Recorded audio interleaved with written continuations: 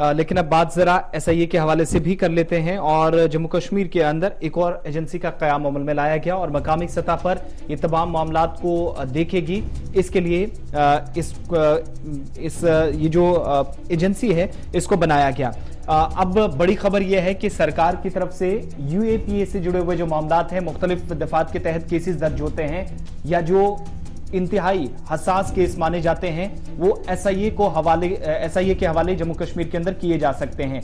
150 members जो हैं, जिनकी एक स्ट्रांग फोर्स है, वो इस एजेंसी का हिस्सा होंगे, जिनमें डीआईजी होंगे, 2 एसएसपीज होंगे, 8 एसपीज होंगे और मजीद इसमें जो है ये पोस्टें इसी तरीके से बढ़ाई जा सकती है। और जो ऑफिसर्स होंगे वो एसआईए के पीछे काम करने वाले एनआईए के भी होंगे। और बताया जाता है कि 150 मेंबरान पर मुश्तमिल ये जो एजेंसी काम करेगी, इसको डायरेक्टर जनरल सीआईडी जे&के रश्मि रंजन सवैन और इनके साथ एक और डीआईजी, 2 एसएसपीज और एसएसपीज जो है वो फॉलो अप करेंगे, कामकाज देखेंगे। लेकिन बड़ी बात यह है कि यूएपीए के तहत जो केसेस दर्ज होते हैं या जिन पर ये सारे मुकदमा दर्ज हैं इस एक्ट के तहत, उन पर भी अब एसआईए नजर रखेगी, जिसको बनाने के लिए हाल ही में जम्मू कश्मीर इंतजामिया की तरफ से भी ऐलान किया गया था और वजारत दाखिला की मदद से ये तमाम चीजें हो रही हैं। क्या कुछ मजीद तफसीलात हैं सैयद तजम्मुल? देखिए, जिस वक्त कौमी तहकीकाती ब्यूरो एनआईए के बैनर से काम करता रहा जम्मू कश्मीर में, उस वक्त सरकार भी थी और सरकार की मौजूदगी में ही एनआईए ने जम्मू कश्मीर से अपना इन्वेस्टिगेटिंग पार्ट शुरू किया। अब स्टेट इन्वेस्टिगेटिंग पार्ट जो है वो शुरू हो जाएगा, यानी ये जो एक एनआईए कौमी सतह पर तहकीकात करेगी, जरूरत पड़ने पर वो जम्मू कश्मीर का दौरा करेंगे, जरूरत पड़ने पर पर्टिकुलर केसेस को उनके सुपुर्द किया जा सकता है। लेकिन स्टेट इन्वेस्टिगेटिंग एजेंसी का मतलब है जो जिस वक्त इंटेलिजेंस चीफ है आर स्वेन, उनके साथ में डिप्टी इंस्पेक्टर जनरल रैंक के जो सीनियर ऑफिसर है उनका तबादला करके सीआईडी में कर दिया। ये दूसरे सेकंड इन कमांड रहेंगे। गोयल का तजुर्बा एनआईए का बहुत ज्यादा है, 4 साल तक वो वहां रहे हैं। उसके बाद यूपा के तहत जो केसेस आ जाएंगे कश्मीर प्रोविंस से, रजौरी से, जम्मू से, पुंछ से, बाकी इलाकों से, फौरी तौर पर स्टेट इन्वेस्टिगेटिंग एजेंसी जो है उस पर कार्रवाई करेगी। और इस तरह, क्योंकि आपने बेशतर केसों में देखा कि सीआईके के हवाले केसेस किए गए, कुछ केसेस क्राइम के हवाले किए गए, कुछ केसेस फिर मुतालबा बनता है कि इसको सीबीआई के हवाले किया जाएगा। और अब जम्मू कश्मीर से तकरीबन 150 सीनियर पुलिस अफसरान, जिनमें SSP rank, deputy inspector general rank, IG rank के अफसरान आज खुद मॉनिटर करेंगे।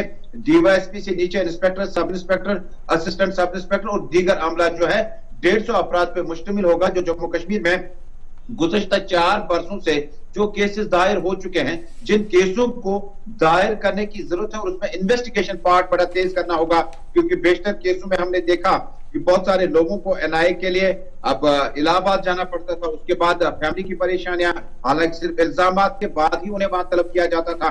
स्टेट इन्वेस्टिगेशन एजेंसी अब जम्मू कश्मीर में ऐसे मामलात को यहीं पर निपटारा करने की कोशिश करेगी और बाद में चालान जो होगा वो कोर्ट में पेश किया जाएगा।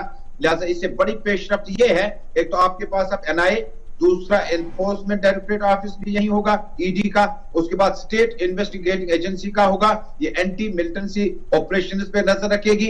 और दूसरे जो माविनकार होंगे, जो मददगार होंगे, जो सिंपैथाइजर होंगे और जिनका कहीं ना कहीं दीगर मामला, करप्शन और बाकी चीजों में केसेस होंगे, उसमें स्टेट इन्वेस्टिगेटिंग एजेंसी जो है वो आर स्वेन, जो कि इस वक्त इंटेलिजेंस चीफ है, उनकी क़यादत में एक अलग उसी तर्ज अमल पर, जिस तर्ज अमल पर एनआईए अपना काम करे। यानी आसान लफ्जों में ये कहें कि एक तो जम्मू कश्मीर के अंदर ही केसेस का निपटारा करने की कोशिश, दूसरी के जो दखल होता था सेंट्रल एजेंसीज का वो थोड़ा सा कम हो जाएगा एसआईए के बनने से, और ये जो अब फैसला लिया गया है।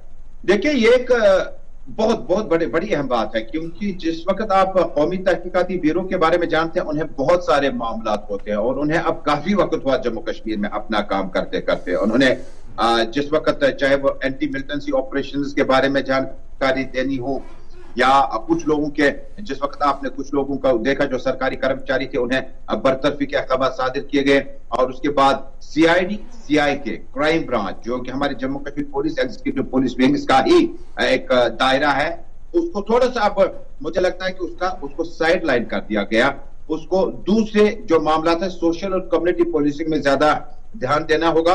और स्टेट इन्वेस्टिगेटिंग एजेंसी जो है, इसमें भी पुलिस के अफसरान होंगे, जिस वक्त RR सैन की हम बात करते हैं इंटेलिजेंस चीफ के, उसके बाद गोयल साहब की बात करते हैं डिप्टी इंस्पेक्टर जनरल रैंक के, उसके बाद SSP, SP, DYSP रैंक के, यानी पुलिस का एक और एस्टेब्लिशमेंट मिल गया, एक और सेल खुल गया जो स्टेट इन्वेस्टिगेटिंग एजेंसी के नाम से होगा और जिसका दायरा सिर्फ जम्मू कश्मीर होगा और जिसकी वुसअत और जिसकी क्रेडिबिलिटी सीनियर अफसरान के हाथ में होगी और मामला को नजदीक से देखने के बाद इन केसेस को यहीं पर खत्म भी किया जा सकता है। और चालान पेश करने के लिए स्टेट इन्वेस्टिगेटिंग एजेंसी के ये 150 मुलाजिम अफसरान जो है ये पूरा होमवर्क करके चालान पेश करेंगे ताकि कोर्ट में बाद में जम्मू कश्मीर की स्टेट इन्वेस्टिगेटिंग एजेंसी को कोई दिक्कत का सामना न करना पड़े। बहुत बहुत शुक्रिया तफसीलात फराहम करने के लिए। सीनियर न्यूज एडिटर श्रीनगर से हमारे साथ थे सैयद तजम्मुल। और